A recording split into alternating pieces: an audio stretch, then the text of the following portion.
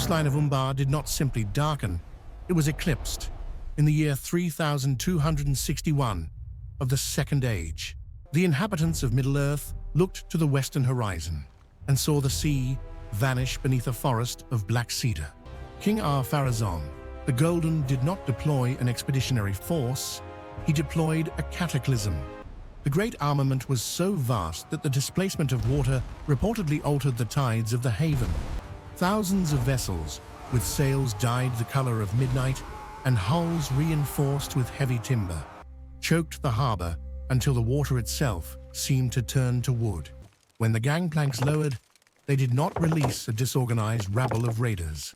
They disgorged perfectly synchronized columns of men, towering in stature, clad in plate and mail, that shone with a luster unknown to the smiths of the mainland. They set up their encampment within the hour, a city of golden tents, expanding with the ruthless efficiency of a rising flood. Deep within the dark lands, the servants of Sauron watched. These were orcs bred for savagery, and Haradrim hardened by centuries of desert warfare. They were prepared for battle. They were prepared for death, but they were not prepared for perfection. There was no skirmish. There was no probing attack. As the first trumpets of Numenor rang out, clear, piercing, and terrifyingly arrogant, the armies of Mordor simply dissolved. The Dark Lord's forces did not retreat. They routed in absolute panic, their will shattered by the mere visual reality of the enemy. Sauron sat upon his dark throne and realized, with the cold calculation of a master strategist, that his legions were nothing more than chaff before a hurricane. This was the zenith of human might, the moment where physical power became so absolute it rendered conflict obsolete. This is the anatomy of the Army of Númenor, the greatest war machine in the history of Arda. To comprehend the collapse of Sauron's will, one must first strip away the myth of the hero and examine the cold reality of the soldier. The army that landed at Umbar was not merely a gathering of brave men. It was a biological and technological anomaly, a force that Middle-earth was literally, physically incapable of matching. Consider the infantryman. The average height of a Numenorean of the pure blood, the Dúnedain, approached 7 feet. So, they possessed a vitality 3 times that of lesser men, a legacy of Erendil's line enriched by the grace of the Valar. In close quarters, this is not just a height advantage, it is a kinetic impossibility for an orc. An Uruk-hai might stand broad and strong, but against a disciplined formation of 7-foot warriors, swinging long swords with the speed of elves and the crushing weight of trolls, the engagement becomes a slaughter. But the true genius of the Numenorian war machine lay not in the sword, but in the bow. Middle-earth was accustomed to yew and ash, to short bows that required looping arcs to find their mark. The men of Westernesse brought with them the hollow steel bow. This was a marvel of metallurgy, forged from alloys learned in the early days of friendship with the elves of a region, but refined by human ingenuity for pure stopping power. These were not weapons for skirmishing, they were personal artillery. The draw weight of a Numenorian steel bow was immense, impossible for a lesser man to even flex. Ignoring wind and distance that would render a standard volley useless, at 300 paces, a distance where a Haradrim archer is praying for luck. A Numenorian marksman could punch through iron mail and the victim's chest plate effortlessly. The psychological effect of being killed by an enemy you could barely see, by a projectile that ignored your armor, broke the morale of the Easterlings long before the infantry lines ever met. Supporting this infantry was a logistical network that rivaled the complexity of a modern state. The Sea Kings did not simply sail, they engineered the ocean. The great armament required the transport of tens of thousands of chargers, siege engines, and supplies across the sundering seas. We must appreciate the sheer scale of this maritime operation. The Guild of Venturers had perfected the design of the heavy transport. Ships with deep drafts and reinforced hulls, capable of carrying heavy cavalry without capsizing in the rough waters of the Belagir. They mastered the preservation of water and grain for months at sea, ensuring that when the army landed, they were not starving or seasick, but fed, rested, and operating at peak physical capacity. In contrast, Sauron's forces were a horde. They relied on scavenging, on fear, and on the sheer weight of numbers. Their supply lines were tenuous chains of slaves and wagons, easily disrupted. The Numenorians brought their supply lines with them. They established beachheads that were essentially instant fortresses, prefabricated and assembled with the same precision used to build their white towers. Furthermore, the discipline of the Numenorean line was absolute. In the Second Age, the armies of Middle-earth fought with passion and rage. The elves fought with fluid, individual grace. The orcs with chaotic frenzy. The Numenorians fought with silence. Historical fragments suggest a terrifying lack of battle cries among the king's men. They advanced in a shield wall of interlocking steel, a grinding, rhythmic advance. That felt less like a battle and more like an industrial process. Sauron, a being of immense intellect, looked upon this machine and did the math. He saw the steel bows that outranged his walls. He saw the stature of men who could look him in the eye without flinching. He saw a supply chain that could sustain a siege for decades, while his own lands would starve. He realized that to fight them was to choose suicide. The surrender of the Dark Lord was not an act of cowardice. It was the ultimate testament to Numenorean logistics. He was checkmated before a single pawn had moved. The campaign began not with a charge, but with a procession. For 7 days, the Army of the West marched inland from the coasts of Umbar. It was a spectacle intended to break the spirit of the world. The ground shook rhythmically, a seismic tremor generated by tens of thousands of iron-shod boots striking the earth in unison. They marched in silence. There were no songs of valor, no disorderly shouting, only the creak of leather, the clink of ring mail, and the heavy, synchronized breathing of a legion that knew no equal.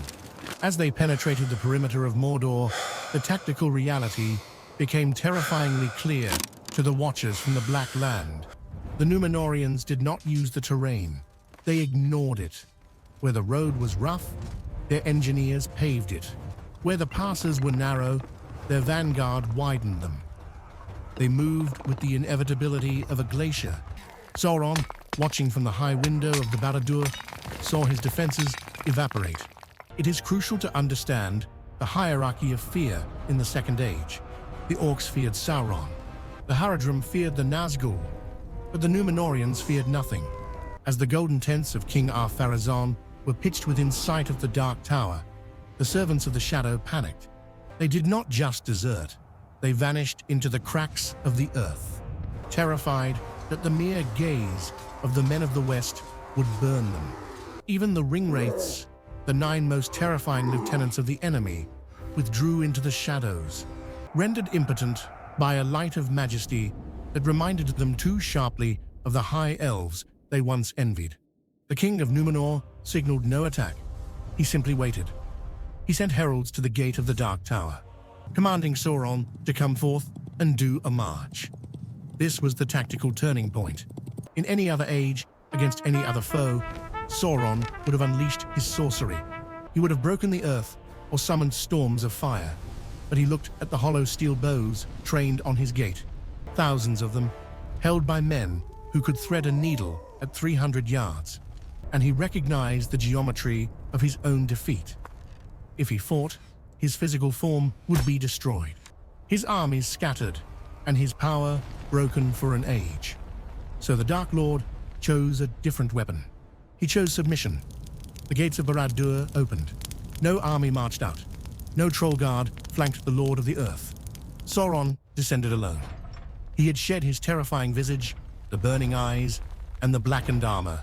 He came in his fair form, as Anatar, the Lord of Gifts.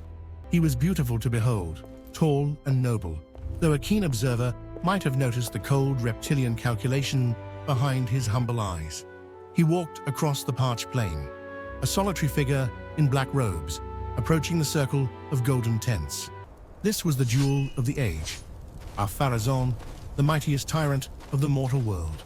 Seated on a throne brought from across the sea, against Sauron the Mire, a being older than the world itself. The atmosphere was suffocating. The king's personal guard, men standing nearly 7 feet tall with masks of gold and steel. Watch the Dark Lords approach with hands resting on the pommels of their swords. They were ready to cut him down at the slightest provocation. But Sauron did not provoke. He knelt. It is a scene that defies the logic of warfare. The entity who had ground the elven kingdoms to dust, who had corrupted the hearts of men and dwarves, now pressed his forehead to the dust before a mortal man. He offered up his titles. He offered up his dominion. He surrendered the keys to his tower and the command of his armies. Ar-Pharazôn looked down upon his enemy and smiled. It was the smile of a predator who believes he has caught the prey, unaware that he has just swallowed the bait. The king's pride was his blind spot. He saw a defeated warlord. He did not see the infection entering his system. In his arrogance, Pharazôn made the critical strategic error that would doom his civilization. He decided that execution was too easy. He wanted a trophy.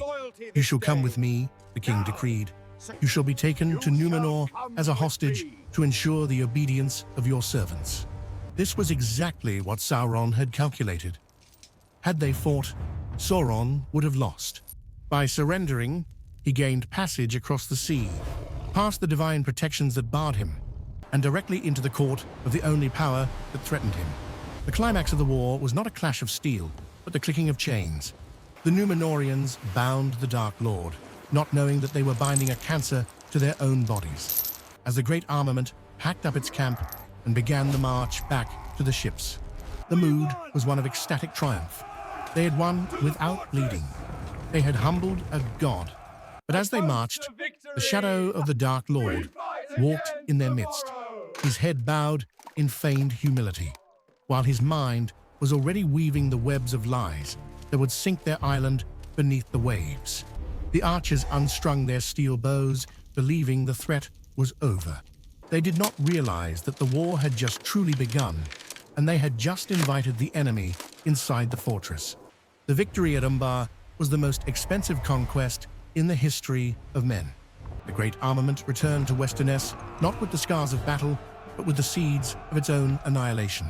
The army had proven that no force on Middle-earth could stand against it.